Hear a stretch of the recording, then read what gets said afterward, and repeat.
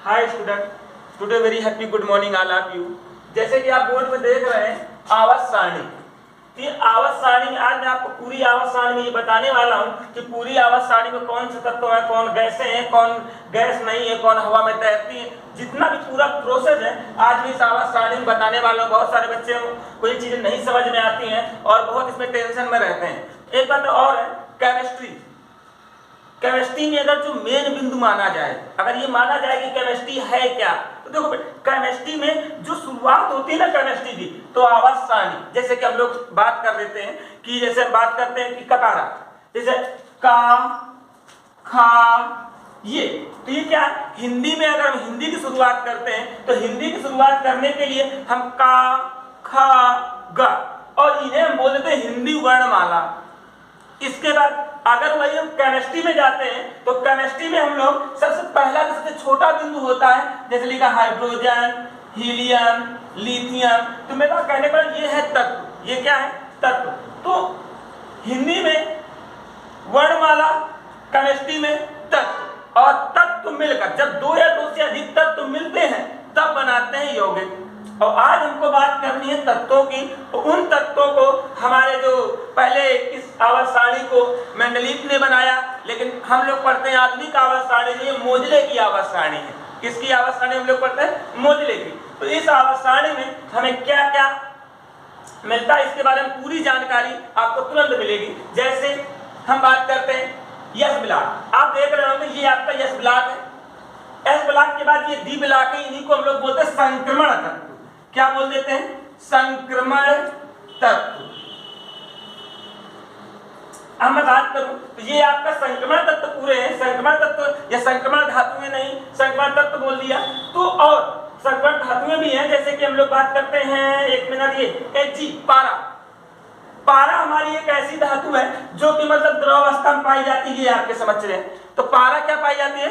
द्रव अवस्था में पाई जाने वाली एक धातु है। इधर आपका देखो ये पी ब्लॉक है। अब मैं बात करता हूं कि आवर्त सारणी में ऊपर से नीचे आते समय, दाएं से बाएं जाते समय कैसे हर चीज का बदलाव होता है। तो हम लोग जैसे बात करते हैं आवर्त सारणी को, उसमें सबसे पहले हम चलते हैं एस ब्लॉक। ये आपका एस ब्लॉक दिख रहा है। एस ब्लॉक की हम बात करें, एस ब्लॉक को हम लोग बोलते हैं क्षारीय धातुएं। क्या बोलते हैं? क्षारीय धातुएं। एस ब्लॉक को क्षारीय धातुएं। और लल्ला ये जो आपका सेकंड डे है एस ब्लॉक में, इसको बोलते हैं क्षारीय मृदा धातुएं। क्षारीय मृदा धातुएं। अब हम बात करेंगे इन धातुओं में, पहले हम एस ब्लॉक पढ़ेंगे, फिर पी ब्लॉक पढ़ेंगे और फिर डी ब्लॉक, और एक ब्लॉक और नीचे आता है जिसको हम लोग एफ ब्लॉक बोलते हैं। तो अब हम बात करते हैं क्षारीय धातुएं यानी एस ब्लॉक में। जैसे क्या क्या बात करने वाले हैं हम लोग, किन किन चीजों की बात करने वाले हैं। तो किन किन चीजों में जैसे मैं बात करने हम लोग वाले हैं, सबसे पहले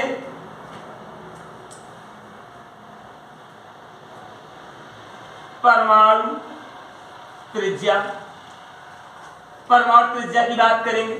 इसके बाद हम बात करने वाले हैं धात्विक लक्षण की, धात्विक लक्षण। और फिर हम बात करने वाले हैं, इसी में बात करने वाले हैं इलेक्ट्रॉन बंधुता की, इलेक्ट्रॉन बंधुता। और इसी में हम बात करने वाले हैं आयनन विभव की, आयनन विभव। और इसी में हम बात करने वाले हैं विद्युत ऋणात्मकता की, विद्युत ऋणात्मकता। बहुत सारे बच्चे पूछते हैं इलेक्ट्रॉन बंधुता क्या है, आयनन विभव क्या है। तो इनके बारे में पूरी जानकारी हम इसमें हमको पता चलेगी। जैसे अब आप बेटा बात समझिएगा, देखो पहला फर्स्ट आप देखिए आवर्त सारणी जो मोजले ने बनाई, बहुत भैया एक बात बता, देखने में छोटे लगे पर घाव करे गंभीर वाला सिस्टम है। मोजले ने बहुत चुन चुन के आवर्त सारणी को बनाया था। कैसे? देखिए फर्स्ट में हम लोग देखें, फर्स्ट में देखो ऊपर देखो, आवर्त सारणी में कुल 7 वर्ण और कितने 18 आवर्त। जैसे अब देखो ये आवर्त है 1 2 3 4 5 6 7 और इधर देखिए 18। अब हम बात कर रहे हैं आवर्त सारणी को, पहले देखिए ये हाइड्रोजन इधर है और देखो पहले वाले आवर्त ये, तो 1 और 2। तो पहले आवर्त की बात करते हैं तो कितने तत्व हैं? 2 है। दूसरे में देखिए 1 2 3 4 5 6 7 8, दूसरे में कितने हैं 8 हैं। तीसरे में आइए 1 2 3 4 5 6 7 8, तीसरे में भी 8। तो मैं दिख रहा हूं आवर्त 1 2 3 4 5 6 7। मैं आपको हिंदी में बता दूं, इनको पंक्तियां बोलते हैं। ये क्या है पंक्तियां, जिनको क्षैतिज पंक्तियां, और ये आपके क्या है वर्ग, ठीक है ना। तो देखो पहले वाले में अगर बात तो पहले पंक्ति में अगर देख रहे हैं 2 है, दूसरे वाले में 8 है, तीसरे में 8 है, अगले वाले में चौथे में जाएंगे 18 है। अब बात देखिएगा ऊपर से अगर नीचे आ रहे पहले 2, पहले कितना 2 फिर 2 फिर पहले 2 फिर 8 फिर 8 फिर 18, तो ऊपर से नीचे आते समय क्या हो रहा है कि जो समूहों की संख्या है या जो तत्वों की संख्या है वो बढ़ रहे हैं। कैसे बढ़ रहे हैं, ऐसा नहीं बेटा, पहले 2 बढ़ा फिर 8 बढ़ा फिर 8 बढ़ा और फिर 18 बढ़ा, यानी 2 8 8 18, इस प्रकार से बढ़ते चले जा रहे हैं 2 8 8 18 18। तो मैं कह रहा हूं जैसे आदमी पहले को 2 रोटी खाए, 2 पेट कम हो, फिर मान लो 8 खागा तो खैर पेट और निकली, 18 खा ली तो और निकली, अब जब 18 खा ली खा गया और खा ले 32, तो क्या हुई फिर वो चले ना फिर ऐसे ऐसे चले।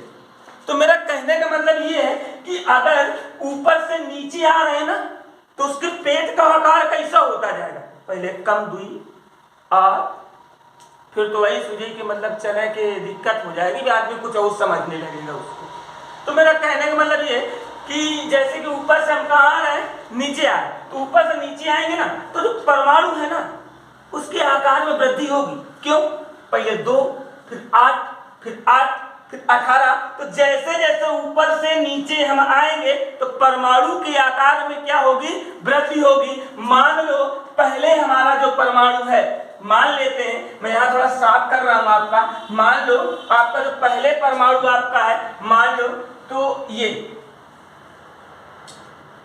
परमाणु, अब मान लो आपका ये परमाणु है और मान लो पहले वाले परमाणु में आपके कितने इलेक्ट्रॉन हैं, 2 इलेक्ट्रॉन हैं। इसके बाद में मैं आपको बता रहा हूं, अगर मान लो कि दूसरी कक्षा की बात करें, इसमें हमारे मान लो 8 इलेक्ट्रॉन है, 1 2 3 4 5 6 7 8। दूसरी वाली कक्षा में क्या इलेक्ट्रॉन है, 8 इलेक्ट्रॉन है। पहली वाली में कितने हैं, 2 इलेक्ट्रॉन है। अब देखिए बेटा आगे वाली अगर हम कक्षा का देखेंगे तो मान लो आगे वाली कक्षा में आपके 18 इलेक्ट्रॉन हो गए, कितने हैं और भी 8 है, मान लो एक बार और। तो इस प्रकार से इलेक्ट्रॉन हमारे बढ़ते चले जाएंगे तो परमाणु का आकार धीरे धीरे क्या होता चला जाएगा, बढ़ता चला जाएगा। तो बेटा अगर परमाणु का आकार बढ़ेगा तो बेटा देखो त्रिज्या क्या होती है, परमाणु त्रिज्या होती है क्या, केंद्र से यहाँ तक की दूरी। मान लो ये वृत्त है, केंद्र से यहाँ तक की दूरी की त्रिज्या होती है। अगर परमाणु का आकार बढ़ेगा, जैसे इस वाले परमाणु की त्रिज्या यहाँ तक है, इस वाले की त्रिज्या यहाँ तक है, इस वाले की त्रिज्या यहाँ से यहाँ तक है, तो मेरा कहने का मतलब है जैसे जैसे हम ऊपर से नीचे आएंगे तो परमाणु का आकार बढ़ेगा। अगर ऊपर से नीचे आएंगे तो परमाणु का आकार क्या होगा, तो बेटा जैसा अभी मैंने बताया आपको परमाणु त्रिज्या, तो परमाणु त्रिज्या का मतलब होता है कि जब हम लोग, मैंने बताया कि जैसे परमाणु त्रिज्या जब हम ऊपर से नीचे जाएंगे, जब हम आवर्त सारणी में ऊपर से नीचे जाते हैं तो परमाणु का आकार बढ़ता है। अगर परमाणु का आकार बढ़ेगा तो परमाणु त्रिज्या क्या हो जाएगी, वो भी बढ़ेगी। तो जैसे जैसे आकार बढ़ेगा वैसे वैसे क्या होगी, उसकी त्रिज्या बढ़ती जाएगी। तो ऊपर से नीचे जाने में परमाणु त्रिज्या का मान क्या होता है, बढ़ता है। अब हम बात करते हैं बेटा धात्विक लक्षण की। अब बेटा मेरा कहने का मतलब है जैसे जैसे हम ऊपर से नीचे जाएंगे तो परमाणु का आकार बढ़ता जाएगा। और अगर बेटा परमाणु का आकार बढ़ेगा ना तो जो नाभिक होता है ना, नाभिक का जो क्षमता है वो घटेगी। जैसे जैसे परमाणु का आकार बढ़ेगा वैसे वैसे नाभिक की क्षमता क्या हो जाएगी, घट जाएगी। अब बताओ नाभिक की क्षमता अगर घटती जाएगी, अगर नाभिक की क्षमता घटेगी तो क्या होगा, बाहरी कोश में या बाह्यतम कोश में जो इलेक्ट्रॉन होगा वो आसानी से क्या हो जाएगा, बाहर निकल जाएगा। तो बाह्यतम कोश में क्या हो जाएगा, इलेक्ट्रॉन आसानी से बाहर निकल जाएगा। जब इलेक्ट्रॉन आसानी से बाहर निकल जाएगा तो क्या हो जाएगा, जब इलेक्ट्रॉन आसानी से क्या निकलेगा, बाहर निकलेगा, तो इसका धात्विक गुण क्या हो जाएगा, आसानी से बढ़ता जाएगा। धात्विक गुण क्या होता जाएगा, आसानी से बढ़ता जाएगा। तो मेरा कहने का मतलब ये है कि परमाणु का आकार अगर बड़ा हो, क्या हो जाएगा, परमाणु का आकार अगर बड़ा होगा तो परमाणु त्रिज्या बढ़ेगी। परमाणु का आकार अगर बड़ा होगा तो परमाणु त्रिज्या धीरे धीरे क्या हो जाएगी, बढ़ जाएगी। और दूसरी बात, अगर परमाणु का आकार बढ़ेगा तो परमाणु त्रिज्या तो बढ़ेगी, लेकिन परमाणु का आकार बढ़ेगा तो नाभिक की क्षमता क्या हो जाएगी, ये घटेगी। ये क्या हो जाएगी, घटेगी। तो अगर हमारा परमाणु त्रिज्या बढ़ेगा तो नाभिक की क्षमता घट जाएगी, परमाणु त्रिज्या क्या हो जाएगी, बढ़ जाएगा तो नाभिक की क्षमता क्या हो जाएगी, घट जाएगी। पहली बात।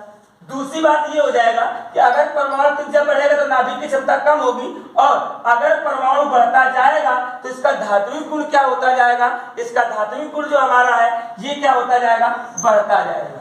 क्यों? क्योंकि जैसे जैसे बेटा जैसे जैसे हमारा ये जो परमाणु है अगर बढ़ता जाएगा तो इससे जो इलेक्ट्रॉनों की जो संख्या है ये बढ़ती जाएगी। अब देखो इसके बाद में केंद्र से, क्योंकि तो परमाणु बड़ा है नाभिक की जो क्षमता क्या है, कम है। परमाणु बड़ा है तो नाभिक की क्षमता कम है, तो बाहर से इलेक्ट्रॉन आसानी से बेटा बाहर निकल सकते हैं। और जब इलेक्ट्रॉन आसानी से कोई परमाणु त्याग दे, अगर कोई परमाणु इलेक्ट्रॉनों को आसानी से त्याग देता है तो होता ये है कि उसका जो धात्विक गुण है वो बढ़ता जाता है। धात्विक गुण क्या होता जाता है, बढ़ता जाता है। तो मेरा कहने का मतलब ये है कि जैसे जैसे परमाणु बढ़ता जाएगा, जैसे जैसे परमाणु क्या होता जाएगा, बढ़ता जाएगा, वैसे वैसे क्या होता जाएगा, जैसे जैसे परमाणु बढ़ता जाएगा वैसे वैसे इसका जो धात्विक लक्षण है वो भी क्या होता जाएगा, बढ़ता जाएगा। तो मेरा कहने का मतलब परमाणु त्रिज्या क्या होती है पता है, परमाणु त्रिज्या किस, जब आवर्त सारणी में ऊपर से नीचे जाते समय परमाणु त्रिज्या का मान बढ़ता है। दूसरी बात, आवर्त सारणी में ऊपर से नीचे जाते समय धात्विक लक्षण का मान बढ़ता है। क्यों? क्योंकि परमाणु बड़ा होगा तो नाभिक की जो क्षमता होगी वो कम होगी और तब धात्विक लक्षण क्या होगा, ज्यादा होगा। अगली बात, ऊपर से नीचे आने में आयनन विभव का मान भी क्या होगा, आयनन विभव का मान भी क्या होता जाता है, घटता जाता है। और विद्युत ऋणात्मकता का मान भी क्या होता जाता है, घटता जाता है। तो आवर्त सारणी में ऊपर से नीचे आते समय आयनन विभव का मान घटता है, ऊपर से नीचे आते समय विद्युत ऋणात्मकता का मान घटता है, ऊपर से नीचे आते समय इलेक्ट्रॉन बंधुता का मान घटता है। लेकिन ऊपर से नीचे आने में परमाणु का आकार जो होता है वो बढ़ता है और परमाणु त्रिज्या बढ़ती है और धात्विक लक्षण भी क्या होते हैं, बढ़ते हैं। इसके बाद एक चीज और, ये जो हम लोग आज पढ़ रहे थे ये पूरी आवर्त सारणी के लिए बेटा सेम चीज है। पूरी किसी भी आवर्त सारणी की अगर चीज आ जाए यही आते हैं, परमाणु त्रिज्या, धात्विक लक्षण, इलेक्ट्रॉन बंधुता, आयनन विभव और विद्युत ऋणात्मकता, ये आपकी धातुएं हैं। आपका ये क्षारीय धातु है, ये क्षारीय मृदा धातु है। यहाँ पे आपका पी ब्लॉक है। अगले टॉपिक में आपको पी ब्लॉक पढ़ाया जाएगा। Thank you.